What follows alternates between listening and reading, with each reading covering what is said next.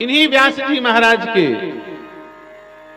भगवान का बेटा भगवान, इंसान का बेटा इंसान, स्वयं भगवान सुखदेव जी महाराज अवतरित हुए।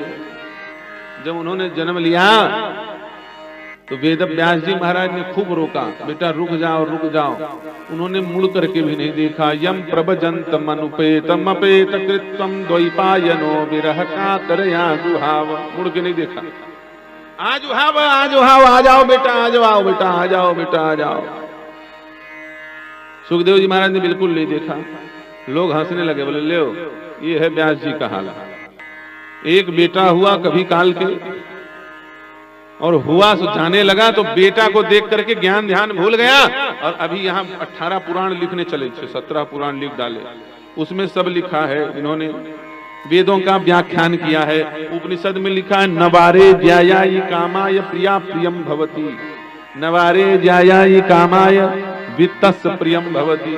धन प्रिय नहीं है, पुत्र प्रिय नहीं है, पत्नी प्रिय नहीं है, देह प्रिय नहीं है, आत्मानस्तु सर्वम प्रियम। आत्मज्ञान की बात करने वाला वेद व्यास बेटा छोड़ के जा रहा है, धीरज खो बैठा, आ जाओ रोने लग गया। सारे ज्ञान की गुदड़ी बन गई। वाहरे व्यास जी महाराज, हम ही लोगों को सिखाने के लिए हो, आचरण में नहीं ला सकते। समझ में आ गई भैया, ज्ञान की बात करने वाले बहुत हैं, ज्ञान को अनुसरण करने वाले कम हैं। पर उपदेश कुशल बहु तेरे जे आचरई ते नर न घने। दूसरे को उपदेश देने वाले संसार में बहुत हैं, आचरण में लाना बड़ा कठिन है। व्यास जी महाराज ने कहा, अरे तुम लोग हल्ला मचा रहे हो, संसार वाले का तो बोलने का काम है, मेरी बात तो सुन लो। मैं क्यों बुला रहा हूं सुखदेव को? ब्राह्मण का बेटा है, बिना संस्कार के ब्राह्मण किसी काम का नहीं।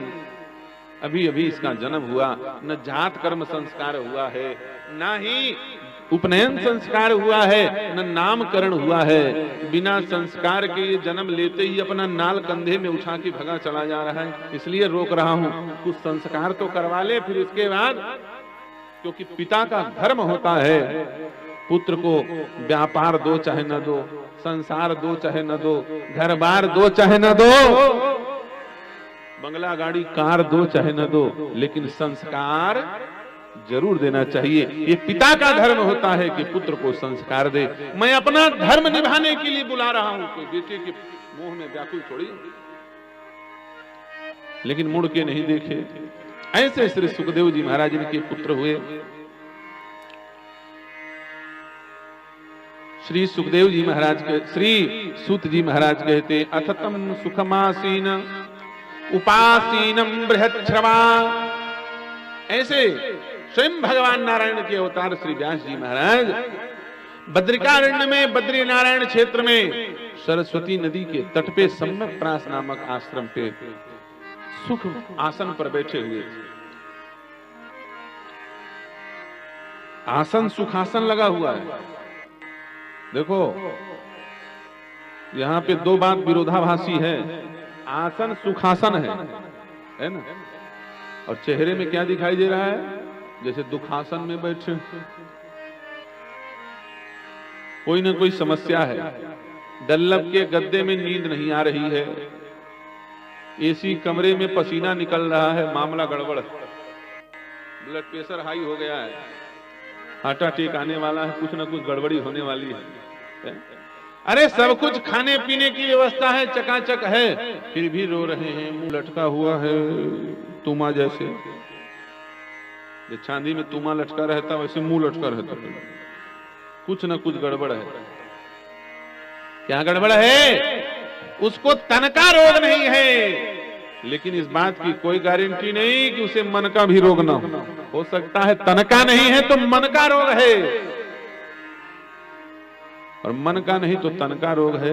और तन और मन दोनों का रोग नहीं है तो जरूर धन का रोग है। कोई तन दुखी, कोई मन दुखी, कोई धन बिन रहत उदास।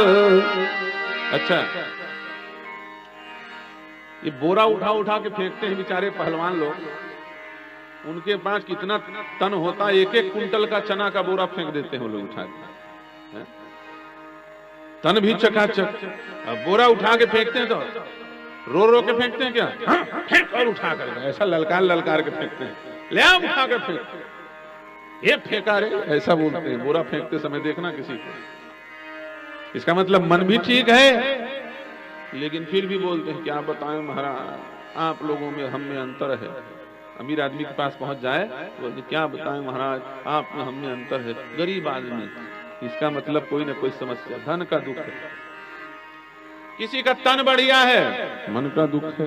कोई तन दुखी, कोई मन दुखी, कोई धन बिन रहत उदास। थोड़े थोड़े सब दुखी, सुखी राम के दास। इस संसार में कोई सुखी नहीं रह सकता। याद रखना, जो जगत के पीछे भाग रहा है वो सुखी नहीं हो सकता। सुखी तो जगतपति का दास ही हो सकता है।